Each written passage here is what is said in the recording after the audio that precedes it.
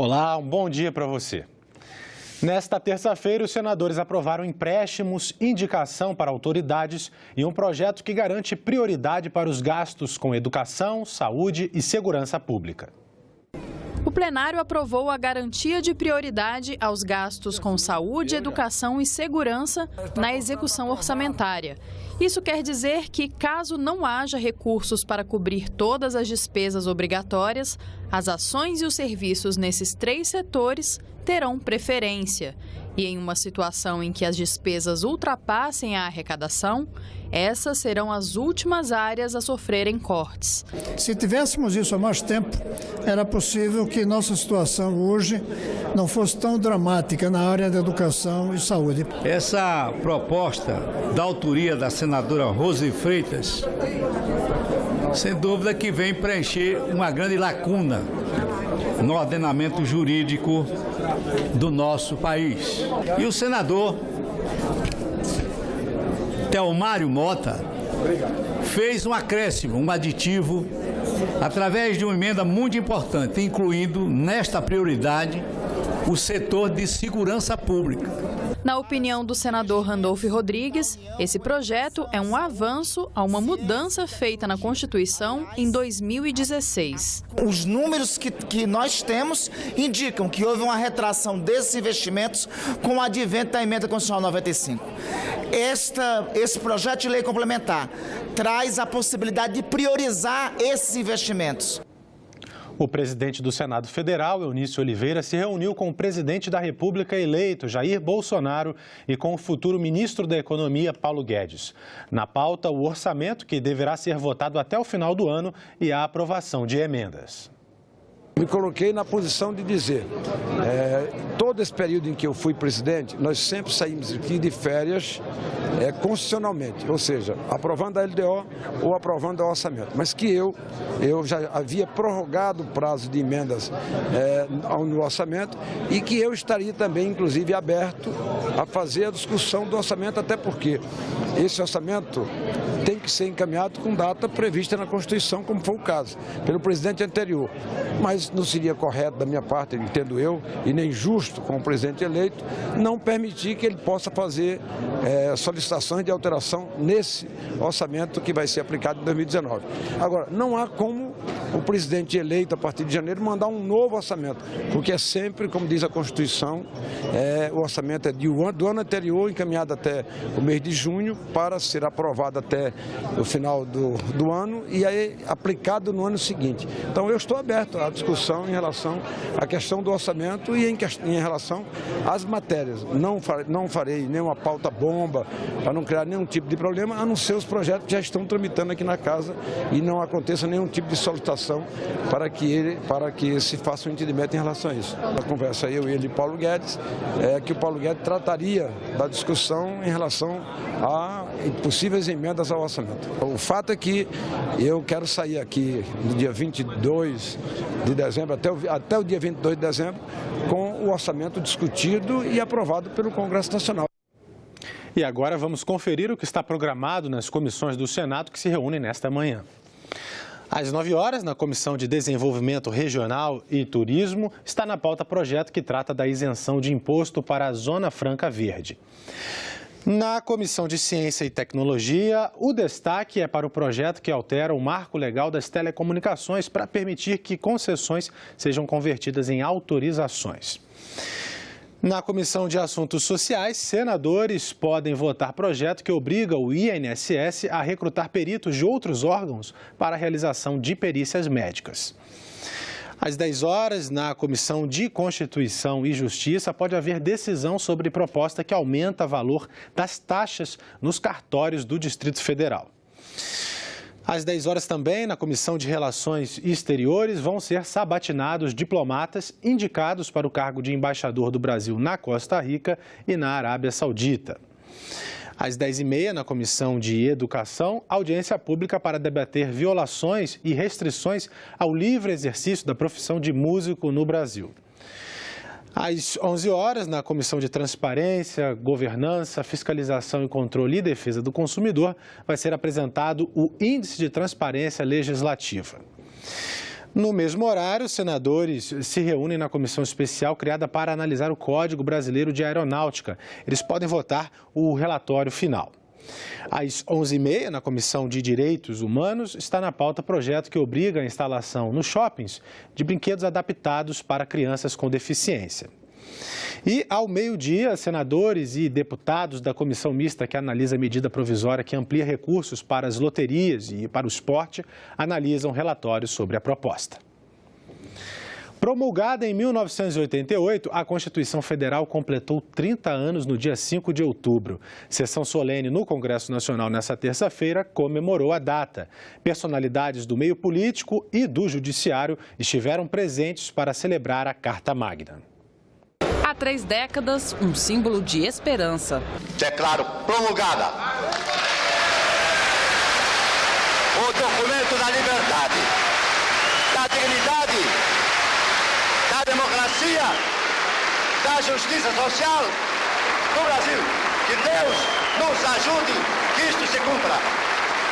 Foram 20 meses de intensos trabalhos. Participaram deputados, senadores, cidadãos e entidades da sociedade civil. E aí, com a promulgação da nova Constituição, nascia um Brasil diferente. A educação passou a ser dever do Estado. A defesa do consumidor ganhou o status de direito fundamental. O meio ambiente recebeu um capítulo só para si. E o cidadão, olha só, passou a ter a possibilidade de apresentar projetos de lei. O que esperar dos próximos 30 anos? Mais avanços.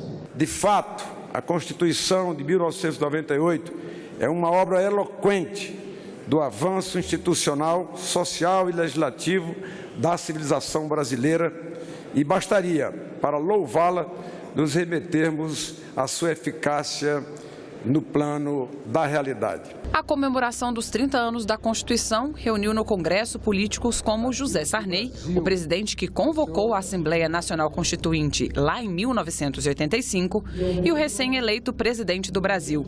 Em discurso improvisado, Jair Bolsonaro prometeu governar tendo a homenageada como norte. Vamos continuar construindo o Brasil que o nosso povo merece. Temos tudo para sermos uma grande nação. E a união de nós, que no momento estamos aqui ocupando cargos chaves na República, podemos sim mudar o destino dessa grande nação.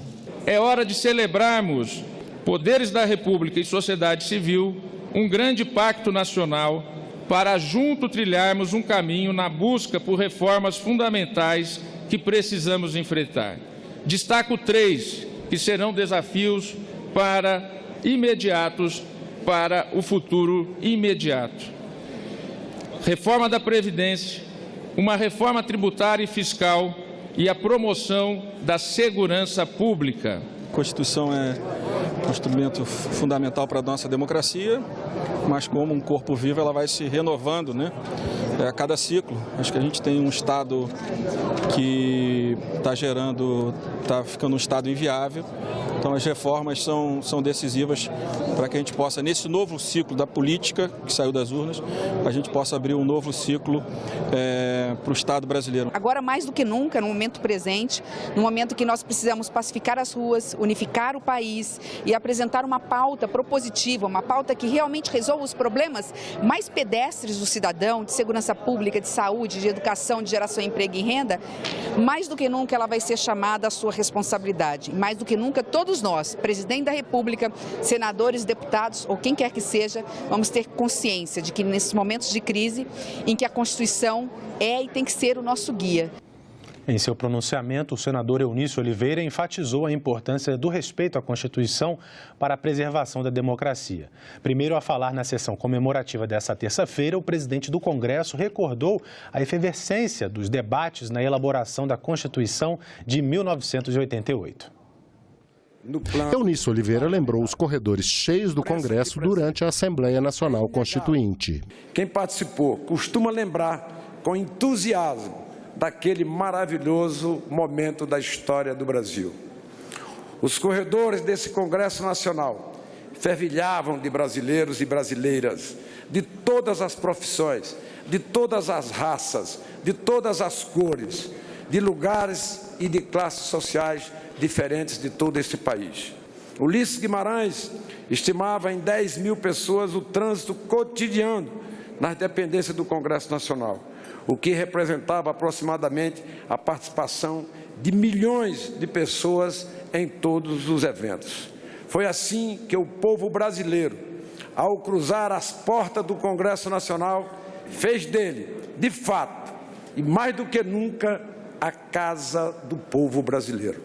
Para o presidente do Congresso Nacional, os números por si só dão a dimensão do que foi o trabalho dos constituintes. Os anseios da sociedade se materializaram em 122 emendas populares, apoiadas por mais de 12 milhões de assinaturas e em mais de 71 mil sugestões enviadas ao Congresso Nacional pelos Correios.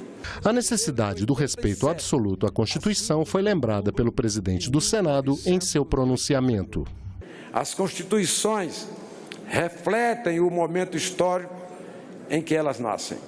E naquele momento, o povo brasileiro soube, como sabe hoje, que é na democracia que se escreve o futuro com as próprias mãos. Atuar com civismo cria laços de respeito à população.